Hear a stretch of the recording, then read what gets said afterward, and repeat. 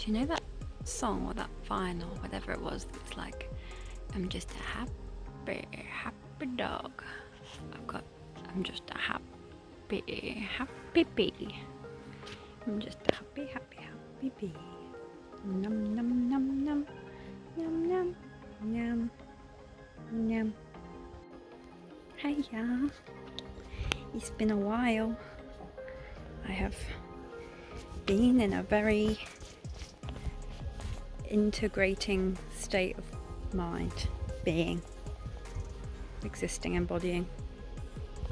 And I thought I would just check in authentically with kind of some more vulnerable sharing from my side of things, because I want every experience I have to be as fulfilling as possible, and I think that for that I have to be authentic and I have to be vulnerable. I also note that the wind seems to want to speak whenever I try and film a video for YouTube or in general. So I do hope you can hear me. If not, please consider the wind speaking with me. So over the last few years, I'm sure everyone could agree that it's been a pretty intense experience in terms of emotional, physical, spiritual, mental well-being. And we look around the world and we can see why. We can see why these sorts of things are happening internally, out externally, and the kind of situation, the kind of society that we live in, how that perpetuates the anxiety, how that perpetuates a conflict of interest between doing what's right for the world, for ourselves, and doing what's sometimes necessary to survive yourself. And I'm not saying I'm someone who has all the answers, but I am someone who's seeking and searching for a choice that feels good for me, a way that I can live authentically to myself, and also in a way that is good for the planet, in a way that is good for my fellow humans and animals, and, you know, supportive of life rather than destroying of life. It is for that reason that I choose to be present on social media. I have been off and on. I'm gonna have to sit in the sun, you know, it's quite cold in the shade. I've been off and on social media over the past few years, and I think sometimes I have to go by play the game to change it, or be the change you want to see in the world. And social media in itself isn't evil or bad, but the way in which it can be used to control and suppress certain parts of life or society in general, that perhaps for historic reasons have been almost overlooked as valuable. For example, personal experience, people's perspectives, not necessarily just academic perspectives, but, you know, people's genuine experiences and how we relate to the world can be incredibly inspirational just off of someone's energy, their being, their choices.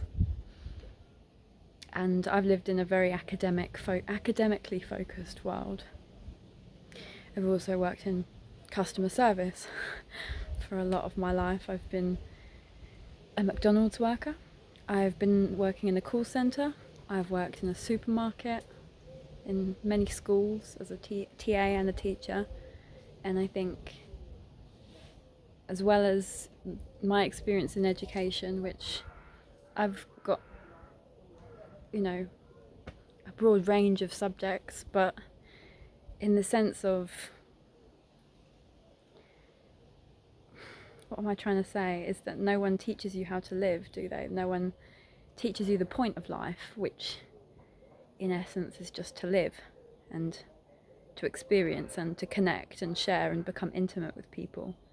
And the fact that most of the time we're spent studying things that draw us away from that connection, or entering job roles that don't support that lifestyle or even support the physiology of our bodies, right? So many of us are getting sick and developing mental, physical, emotional wounding from the jobs that we've been trying to hold down or get through. And I just fundamentally believe that's an incorrect way for us to be living. I don't think it's anyone's fault. I'm not saying you live this way, you're a bad person, because I lived that way. I still do in some ways. And I feel I'm still unconditioning that go, that I have to be a certain way, I have to fit in to a certain mold to be valuable. And this is me, no makeup, very greasy hair, authentically saying to you, I refuse. I refuse to fit into these fucking molds, thank you wind. I refuse, and I don't know how I'm going to do it. I don't know how I will survive or thrive or change the world, but I'm going to fucking well try in my small way. And I don't pretend to have all the answers, but this is a channel for me and for anyone who enjoys I don't know, whatever I'm going to produce, to explore ourselves a little bit more, and to explore the world around us with different perspectives that are each uniquely valuable in their own way. I feel the more we come away from judgment and criticism of another person's perspective, another person's ambition or dream or goals or action plans, the further closer we get towards creating a functioning support network where people can feel free to share ideas, feel free to express their emotions without judgment. And I've experienced a lot of hate. I think we all have in some way, shape or form. But the most painful kind is the kind where you've let someone really see who you are and they've projected their version of who you are onto you in such a way that you question, or maybe this is just me, but you question your own worth, you question your own validity, your own muchness. Alice in Wonderland. Whoop whoop. And yeah, I don't want to add to the problem. I want to be part of a solution. And if that means being poor for a while and talking to a camera as a form of connection and intimacy, then so be it. This is the path I choose. I walk a line of authenticity, and I know I'm not the only one doing it. But to meet other people like me who are doing it, I have to be fully out the authentic closet. No more hiding away. But we just live in such a crazy world, a crazy world that you think these sorts of things can't happen, and yet they do. You think people can't feel and think and perceive the way they do, and yet they do.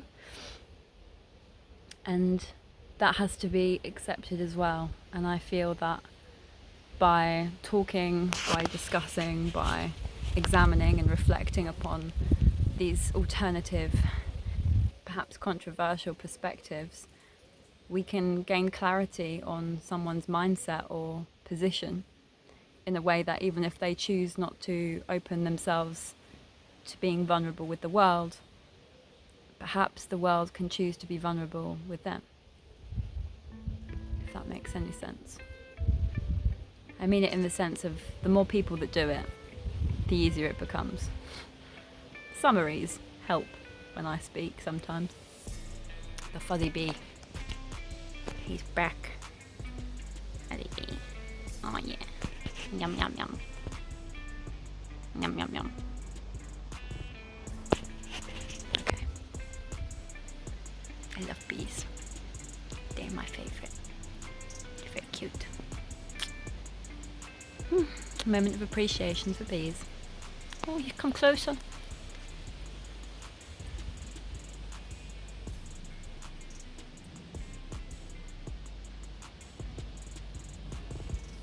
Bye, friend. I'll let you eat in peace. Trying to feel into if there's anything else I wanted to share. I think that for now, that's all I want to say on my intentions for this channel and for my business, my endeavours, my life. Butterfly!